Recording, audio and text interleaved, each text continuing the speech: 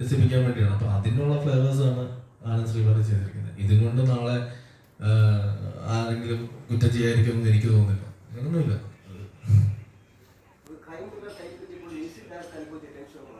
അല്ല അത് അവന്റെ കാര്യം പറയാൻ വേണ്ടി ഇവിടെ വന്നതാണ്.